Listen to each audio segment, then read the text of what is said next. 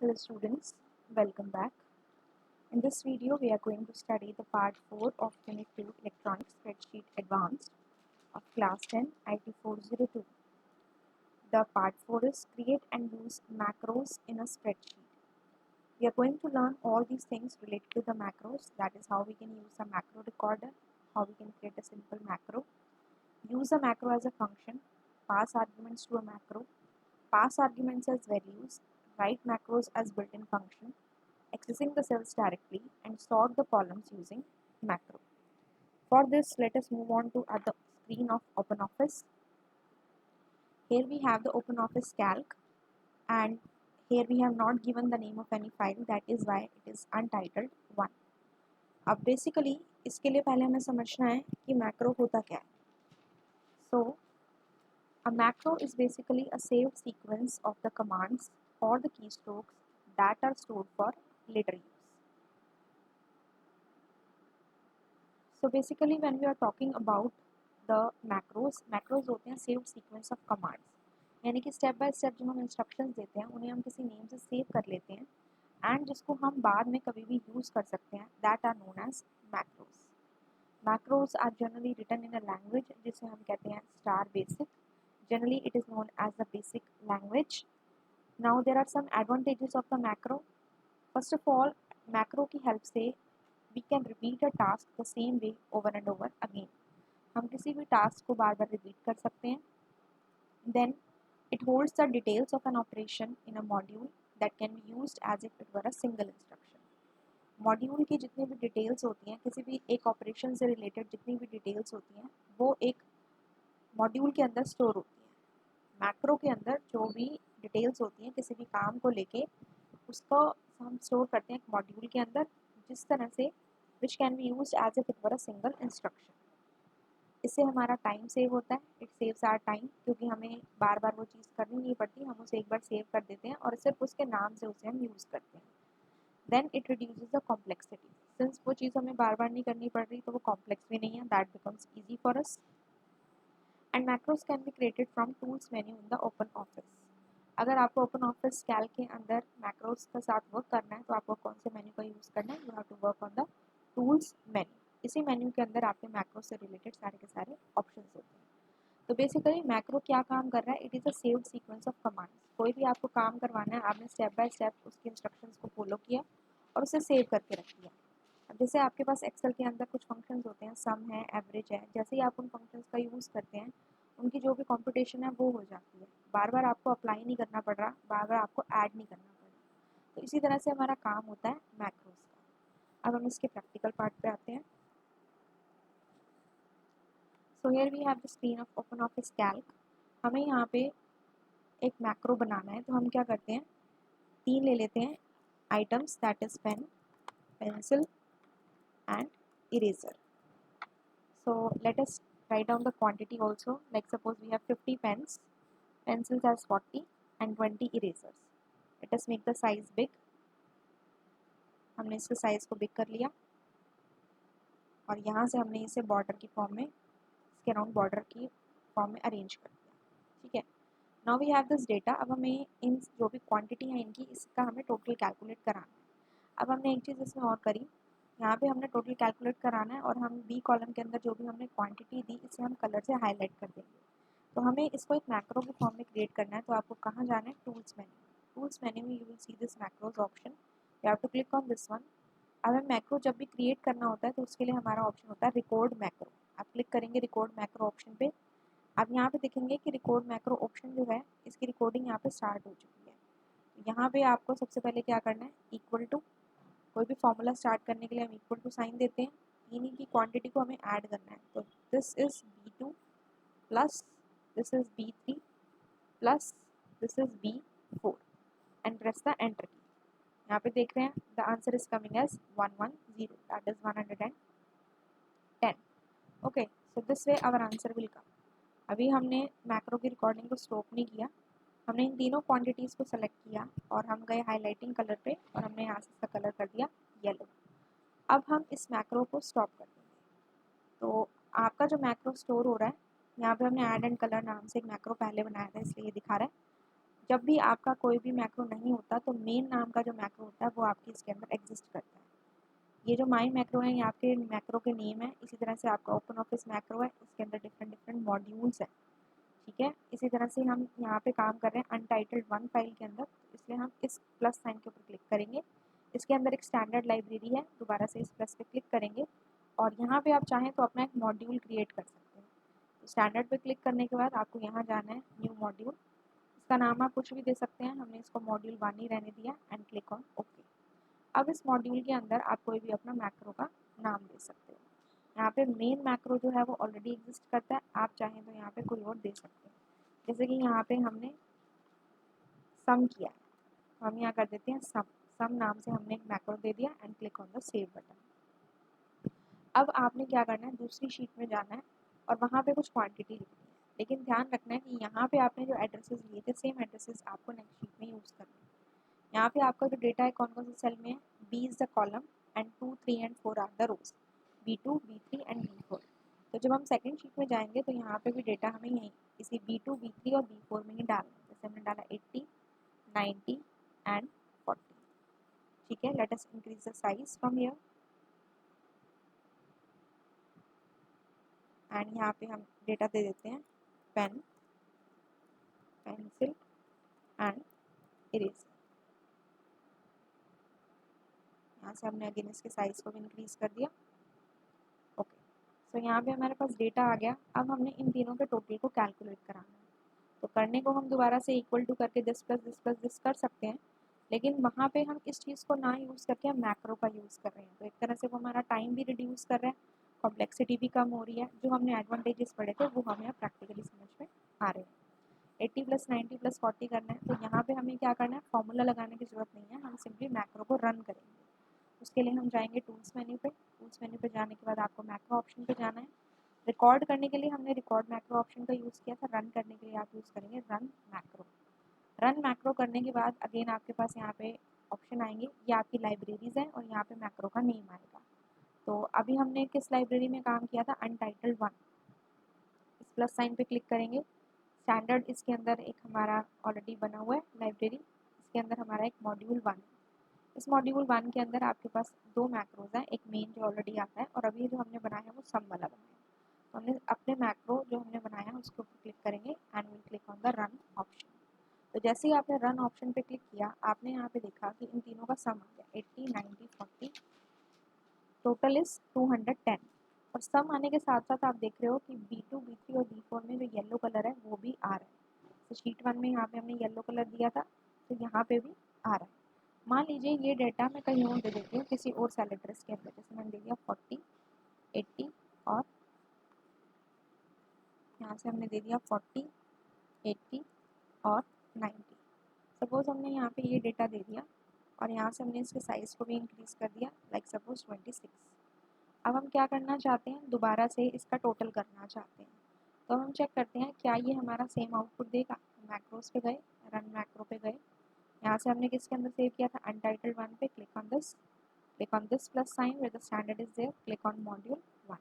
जैसे ही आप मॉड्यूल 1 पे क्लिक करेंगे, इसमें दो मैक्रोज बने हुए हैं, मेन और सम। हमें सम मैक्रो को यूज़ करना है, इस पर क्लिक किया, then click on the run option.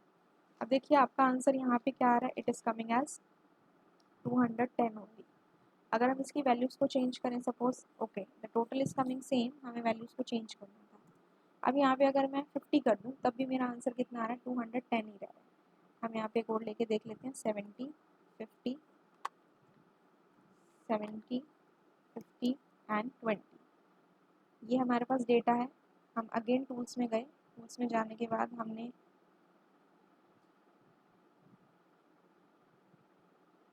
Tools में जाने के बाद हम यूज़ करेंगे ऑप्शन मैक्रो, और मैक्रो में जाके हम क्या करेंगे, run macro, macro run macro. Again हम अपने मैक्रो को यहाँ से चूज़ करेंगे, चूज़ करने के बाद हमने स्टैंडर्ड पे चूज़ किया, मॉड्यूल 1 पे गए और यहाँ से हमने लिया सम मैक्रो और यहाँ से हमने कर दिया रन। तो देखिए यहाँ पे जो हमारा 70 प्लस 50 प्लस 20, इसका टोटल हमारा कितना बनता है, 140 बनता है, लेकिन फिर भी हमारा आंसर कितना आ रहा है, 210 ही आ रहा है। प्लस इसमें जो येलो कलर का हमने फॉर्मेटिंग की थी वो भी नहीं आई है। तो आंसर आप जो भी वैल्यूज लें, आंसर आपका 210 ही आ रहा है, क्योंकि जहाँ पे भी आप इस आंसर के बॉक्स पे क्लिक करेंगे जब इस सेल पे, तो आप यहाँ एड्रेस पे देखेंगे तो ये इनपुट किस का ले रहा है, B2, B3 और B4 का ले रहा है। ये जो आपने E2 से E3 और E4 में लिया या G2, G3 और G4 में लिया, that it is not taking. You can say this is the disadvantage of macro कि ये सिर्फ उसी एड्रेस पे काम करता है जहाँ पे आपने इसे लगाया। ठीक है, तो इस तरह से हम अपने मैक्रो को क्रिएट कर सकते हैं, उसे सेव करते हैं और रन करते हैं। कभी भी आपको अगर अपने मैक्रो को डिलीट करना हो, आपने टूल्स में जाना है, मैक्रोज में जाना है, ऑर्गेनाइज मैक्रोज में जाना है और ओपन ऑफिस बेसिक में जाना है। ओपन ऑफिस बेसिक में जाने के बाद यहाँ पे जो भी आपका मॉड्यूल सेलेक्टेड होगा उससे रिलेटेड आपको मैक्रोज यहाँ पे दिखाएगा। आप डिलीट करना चाहते हैं तो सिंपली आप इस ऑप्शन पे जाएंगे and click on the delete option. Will ask you do you want to delete the macros, click on the yes option, वहाँ से आप इसे डिलीट कर सकते हैं। ठीक है, इसके बाद हमारा नेक्स्ट टॉपिक आता है। The next topic which we are given here is use a macro as a function. अब आपको एक मैक्रो को एक फंक्शन की तरह यूज़ करना है, तो इसके लिए हम जाएंगे अपने ऑर्गेनाइज मैक्रो ऑप्शन के ऊपर। हम गए यहाँ से टूल्स मेन्यू पे, मैक्रोज में जाएंगे, यहाँ से आपको जाना है organise macro and go to the open office basic. अब हम यहाँ मॉड्यूल 1 में है, मेन में है। हम सब मैक्रो के ऊपर भी काम कर सकते थे और हम मेन में भी काम कर सकते हैं, तो हम मेन के साथ काम कर लेते हैं और यहाँ से आपको क्लिक करना है एडिट ऑप्शन। जैसे ही आप एडिट ऑप्शन पे जाएंगे तो इसकी जो इंटरनल वर्किंग होगी वो आपको दिखा देगा। तो ये जो हमारी लैंग्वेज है, this is the basic language. REM stands for the remark, basic is the name. और ये जो इसका सब मेन और एंड सब है, इसके बीच में हमें कुछ नहीं लिखना होता। हमें अपने प्रोग्राम को या तो इसके ऊपर से स्टार्ट करना है, यानी कि यहाँ पे हम एंटर प्रेस करते रहेंगे, या फिर हम इसके नीचे से इसे स्टार्ट करेंगे। यहाँ पे जहाँ पे हमें ब्लैंक स्पेस दिखेगा, इसके बीच में हमें कुछ नहीं लिखना। अब pass the function as a macro के अंदर हमें एक फंक्शन क्रिएट करना होता है और उसे क्रिएट करने का सिंटेक्स होता है, सबसे पहले हमने लिखना है फंक्शन, FUNCTION। ये कीवर्ड है, ये आपको लिखना ही लिखना है, इसे आप चेंज नहीं कर सकते। इसके बाद हमें फंक्शन का नेम लिखना है, जैसे मैंने यहाँ पे लिख दिया शो और ये पैरेंथेसिस दे दिए। तो ये जो शो है it is the name of my function, और ये जो पैरेंथेसिस हैं ये डिनोट करते हैं कि ये मेरा एक फंक्शन है, एक नॉर्मल वेरिएबल नहीं है। वेरिएबल क्या होता है, जैसे मैंने कह दिया A=10, यानी कि कोई भी ऐसा नाम जिसके अंदर कोई वैल्यू स्टोर हो। तो मैंने यहाँ पे ले लिया फंक्शन शो, एंटर प्रेस करना है और जो भी आपके फंक्शन का नेम है उसको एज इट इज़ लिखो और इक्वल्स टू कर दो 10 के। कोई भी आप वैल्यू दे सकते हो, 10, 20, 30 एनीथिंग। और लास्ट में आपको करना है एंड और यहाँ पे लिखना है फंक्शन। और ये जो हमने लिखे हैं ये आपके कैपिटल में भी हो सकते हैं, स्मॉल में भी हो सकते हैं। यहाँ पे आप फंक्शन का आप कैपिटल भी कर सकते हो, स्मॉल भी कर सकते हो। ठीक है, तो ये हमने एक फंक्शन क्रिएट किया और यहाँ पे हमारे पास फंक्शन शो है, शो इज इक्वल टू 10 और एंड फंक्शन हमने कर दिया। ठीक है, तो जब भी आप ये फंक्शन क्रिएट करते हो तो function is a keyword, then आपको फंक्शन का नेम देना होता है with the parenthesis. Next line में आप उस फंक्शन का नेम लिखोगे, इक्वल टू करके आप उसको कोई भी इंटीजर वैल्यू या स्ट्रिंग वैल्यू दे सकते हो। अगर आप मान लीजिए कोई स्ट्रिंग वैल्यू दे रहे हो तो आपको उसे डबल कोट्स में देना है, जैसे मैंने यहाँ पे दे दिया कंप्यूटर वर्ल्ड।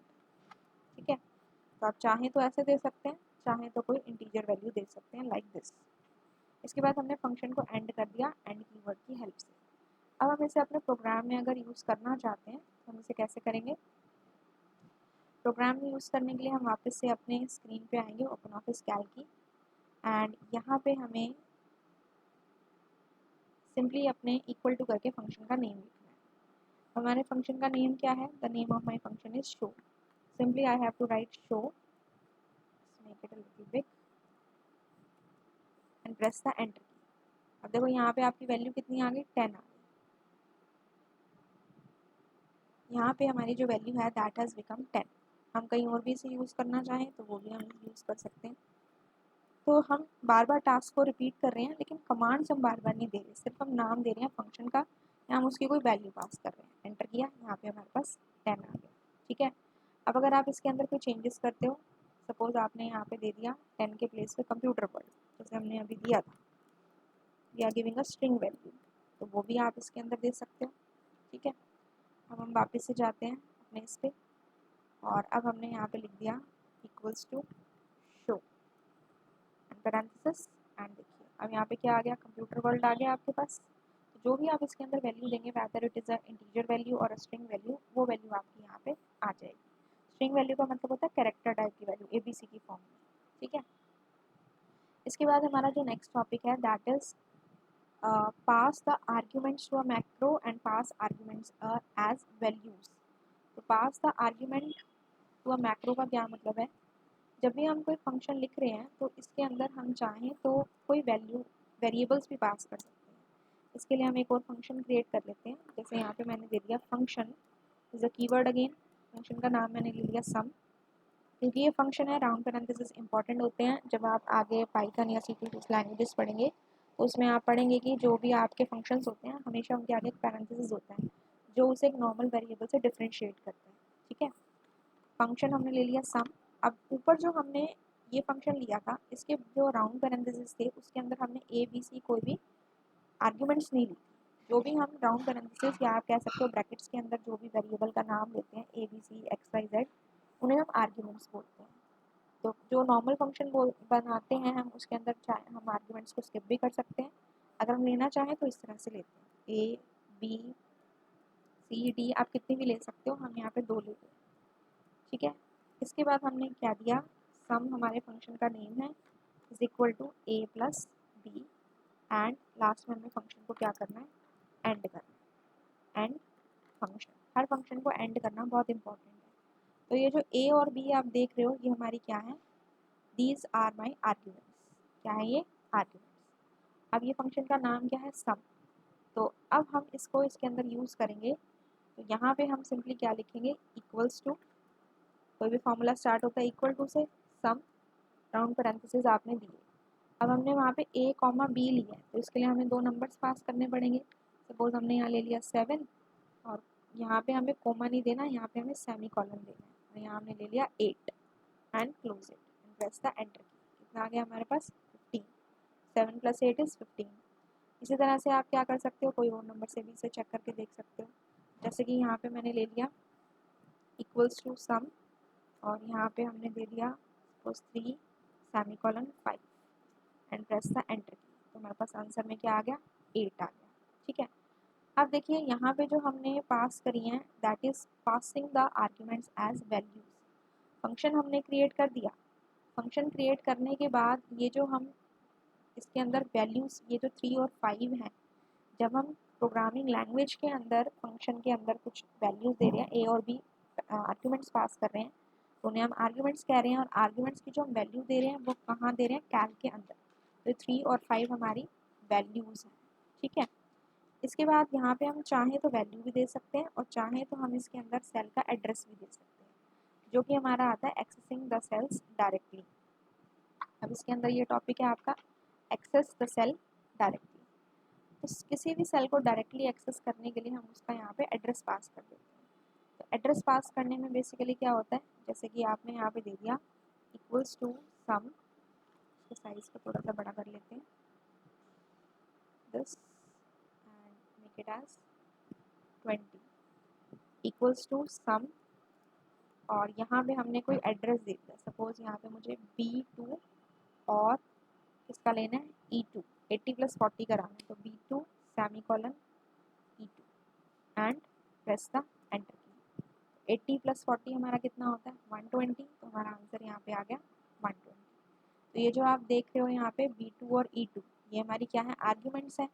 अब हम यहाँ पे सेल्स को डायरेक्टली एक्सेस कर रहे हैं कि यहाँ पे हम उनकी वैल्यू ना देके हम उसे क्या कर रहे हैं, उसके सेल एड्रेस को पास कर रहे हैं, ठीक है। इसके बाद हमारा जो टॉपिक है write the macros as built in functions. Macros को बिल्ट इन फंक्शंस के फॉर्म में लिखना, कैसे लिखते हैं, इस टॉपिक के लिए आपका बेसिकली क्या होता है, बिल्ट इन फंक्शंस जो होते हैं हम मैक्रोज को उनकी फॉर्म में लिख सकते हैं। बिल्ट इन फंक्शंस क्या होते हैं, जैसे आपके फ़ोन में कुछ ऐप्स होती हैं, जब आप फ़ोन परचेज करते हैं तो उसमें कुछ बिल्ट इन ऐप्स आती हैं, अपने आप से आती हैं, और कुछ ऐप्स ऐसी होती हैं जो आप प्ले स्टोर से डाउनलोड करते हो। तो बिल्ट इन ऐप्स वो हुई जो ऑलरेडी मैन्युफैक्चर होने पे उसके अंदर बनी हुई है। इसी तरह से बिल्ट इन फंक्शंस आपने एक्सेल में पढ़े हैं, सम, एवरेज, मिन, मैक्स, कि जब हम उन्हें किसी वैल्यू के साथ यूज़ करते हैं तो वो हमें उन वैल्यूज़ के साथ कंप्यूटेशन करके, सम है तो ऐड करके देंगे, मिन है तो उसमें से मिनिमम वैल्यू देंगे, इस तरह से देते हैं। अब मैक्रो को हम बिल्ट इन फंक्शन की तरह भी लिख सकते हैं, लेकिन इसके लिए हमारे कुछ चीज़ें होती हैं, दैट इज़ वो होते हैं हमारे एडर्स। और एडियंस का concept it is beyond the scope of the syllabus, so वो आपको इतना डीप में जाने की ज़रूरत नहीं है उसका। क्वेश्चन बेसिकली आ जाता है क्या आप मैक्रोज को बिल्डिंग फंक्शंस की फॉर्म में लिख सकते हैं। हाँ, हम इसमें लिख सकते हैं। किसके थ्रू लिख सकते हैं? एडियंस के थ्रू लिख सकते हैं। ठीक है, तो इसके बारे में हम इतना पढ़ेंगे। इसके बाद आपका जो नेक्स्ट टॉपिक है that is sort the column using macro. Macro के थ्रू हमें कॉलम्स को सोर्ट करना है, तो अगेन आपको इसके अंदर रिकॉर्ड करना पड़ेगा और रन करना पड़ेगा। इसके लिए हम बेसिकली जाते हैं अपनी शीट पे। अब मान लीजिए हम शीट 1 पे वापस जाते हैं। अब शीट 1 में मान लीजिए हमने यहाँ पे कुछ डेटा लिया। Suppose we have here 5 columns and we have taken the data in the 5 columns. Randomly हमने कोई भी डेटा लिया, इसके साइज को इंक्रीज कर देते हैं और हमने यहाँ पे कुछ डेटा ले लिया। Suppose this is 10, then 50, then 4, then 7 and then 1। अब मुझे इसे अरेंज करना है असेंडिंग ऑर्डर में, तो इसके लिए आपको क्या करना है? टूल्स पे जाएंगे, आप यहाँ से मैक्रोस पे जाएंगे, then we will go to the record macro. इस रेंज को हम सेलेक्ट करेंगे। सेलेक्ट करने के बाद डेटा मेन्यू के अंदर, कौन सी मेन्यू के अंदर? डेटा मेन्यू के अंदर आपके पास ऑप्शन होता है सॉर्ट का। सॉर्ट में गए। सॉर्ट में जाने के बाद वो आपसे पूछेगा, अगर आपने मान लीजिए यहाँ पे कुछ हेडिंग दे रखी होती है, जैसे पेन पेंसिल और इरेजर क्या है? आइटम्स हैं। 50 40 20 क्या है? क्वांटिटी है। तो वो उस नाम से पूछता, क्योंकि हमने कोई नाम नहीं दे रखा तो इसलिए वो कॉलम का नेम दे रहा है, कॉलम ई या कॉलम डी, जो भी आप लेके चलते हो। तो इस केस में हमारा जो डेटा है, जो हमने रेंज सेलेक्ट की है, वो कौन सी दी है? कॉलम ई की करी है। जो भी आप सेलेक्ट करोगे वो कॉलम का नेम यहाँ पे आएगा। असेंडिंग में करना है, डिसेंडिंग में करना है, जो भी आपको करना है आप इसमें से चूज कर सकते हो। अभी हमने असेंडिंग किया हुआ है, क्लिक ऑन ओके। जैसे ही आप ओके करोगे आप देखोगे ये डेटा आपका असेंडिंग ऑर्डर में सॉर्ट हो गया। ठीक है, अब ये सॉर्ट हो गया, तो सॉर्ट होने के बाद आपको इसको रिकॉर्डिंग को क्या करना है? स्टॉप करना है और इसको कोई नाम देना है। तो मॉड्यूल 1 में ही हम इसे कोई नाम दे देते हैं, जैसे कि हमने यहाँ पे मैक्रो का नेम दे दिया असेंडिंग। ठीक है, ये नेम दे दिया and click on the save option. अब यहाँ पे हम किस में काम में डेटा कौन से फॉर्म में हमने लिखा है? That is control cell address में E2 से लेके E6 तक। तो हम शीट 3 पे जाते हैं और शीट 3 पे हम यहाँ डेटा लिख देते हैं। जैसे हमने लिख दिया 7। E2 से हमने स्टार्ट किया था तो उसी एड्रेस में हमें लिखना पड़ेगा। हम क्या करते हैं? यहाँ पे लिखते हैं 7 9 1 4 0, like this we have written. इसके बाद हम दोबारा से उस मैक्रो को रन करेंगे। तो मैक्रो को रन करने के लिए हमेशा आपको अपने मैक्रो का नेम ध्यान होना चाहिए। तो कहाँ जाएंगे हम? टूल्स मेन्यू में। जो भी काम आपको मैक्रो का करना है आप टूल्स मेन्यू से करोगे, सिर्फ सॉर्टिंग हमारी डेटा मेन्यू में होती है। एक और चीज़, सॉर्टिंग करने के लिए हमारे पास ये 2 ऑप्शन भी होते हैं हमारे ये फॉर्मेटिंग टूल बार पे। ये आपका असेंडिंग ऑर्डर है, ये आपका डिसेंडिंग ऑर्डर। आप यहाँ से भी कर सकते हैं। तो हम यहाँ से गए टूल्स में, टूल्स में जाने के बाद मैक्रोज में, मैक्रोज में जाने के बाद हम जाएंगे रन मैक्रो में। तो रन मैक्रो में जाने के बाद हमारा अनटाइटल्ड 1 में स्टैंडर्ड के अंदर जो हमने मॉड्यूल 1 है उसके अंदर हमारा कौन सा है? असेंडिंग नाम का मैक्रो है। इसको हम रन करेंगे। रन करने के बाद जो हमारा डेटा है वो किस फॉर्म में आ गया? 0 1 4 7 9 असेंडिंग ऑर्डर में आ गया। ऐसे ही आप इसे डिसेंडिंग ऑर्डर में कर सकते हो। अब हम एक काम करते हैं कि हमने पहले जो शीट 1 में दिया था वो E2 से E6 में दिया था। अब हम G2 से G6 में वैल्यू देते हैं। तो इस केस में हम क्या कर रहे हैं? अपने सेल एड्रेस को चेंज कर रहे हैं। 98 45 453 दे दिया, चलो, एंड 12। ठीक है, अब हम क्या करते हैं? यहाँ पे मैक्रो को रन करके देखते हैं कि यहाँ पे ये वर्क करता है या नहीं करता। तो यहाँ पे हमने सिंपली इसके साइज को इंक्रीज किया। अब हम दोबारा से कहाँ जाएंगे? टूल्स में जाएंगे, मैक्रो में जाएंगे, रन मैक्रो में जाएंगे और यहाँ से वापस हमें अनटाइटल्ड 1 अपनी लाइब्रेरी, स्टैंडर्ड, मॉड्यूल 1 और मैक्रो का नाम है असेंडिंग। तो यहाँ से हम इसे रन करेंगे। तो जैसे ही आप रन करोगे तो देखो ये यहीं पे सिलेक्शन जो कर रहा है, यहाँ नहीं कर रहा। मतलब अगर इसे अरेंज करना होता तो ये यहीं पे अरेंज कर रहा, यहीं पे अरेंज करता, सॉर्टिंग करता। ऑलरेडी ये सॉर्टेड है तो ये डेटा एज इट इज रहा और इस डेटा के ऊपर कोई इफेक्ट नहीं पड़ा। 4 7 7 के बाद आना चाहिए था 12, लेकिन नहीं आया क्योंकि जो सेल एड्रेस है, जिस सेल एड्रेस पे हमने मैक्रो लगाया है वो हमारा E2 से E6 है, G2 से G6 नहीं है। ठीक है, so these are the points which we have discussed in this video and आपके CBSE करिकुलम के हिसाब से मैक्रो से रिलेटेड यही आपके टॉपिक्स थे। मैक्रो रिकॉर्डर को कैसे यूज़ करते हैं, कैसे क्रिएट करते हैं, कैसे रन करते हैं वो हमने पढ़ा। मैक्रो एज अ फंक्शन हमने क्रिएट करके देखा एज अ नॉर्मल फंक्शन, और वहाँ पे हमने आर्ग्यूमेंट्स भी पास करके देखी। फिर हमने उन आर्ग्यूमेंट्स के लिए कुछ वैल्यूज़ पास करके देखी। बिल्ट इन फंक्शंस के लिए हम एडिंस का यूज़ करते हैं, इसका इतना ही टॉपिक है। सेल्स को डायरेक्टली एक्सेस करना हो, जो हमने सेल एड्रेस से किया, वो हमने पढ़ा। और मैक्रोस को अगर सॉर्ट करना होता है तो उसके लिए हमारे पास डेटा मेन्यू के अंदर ऑप्शन होता है सॉर्ट का। लेकिन इसे करने से पहले हमें दोबारा से टूल्स मेन्यू पे जाना है और एक मैक्रो को रिकॉर्ड करना है और उसका नाम देके उसे रन करना है। बस आपको ये ध्यान रखना है कि जिस सेल एड्रेस पे आपने काम किया है, नेक्स्ट टाइम आपको उसी सेल एड्रेस पे काम करना है। इस तरह से मैक्रो के कुछ एडवांटेजेस भी हैं, कुछ डिसएडवांटेजेस भी हैं। With this, we have covered this topic of macros. I hope all the points are clear to you. In case any doubt is there in any of the topic, you can ask me in the comment section, and I'll meet you again in my next video. Have a good day.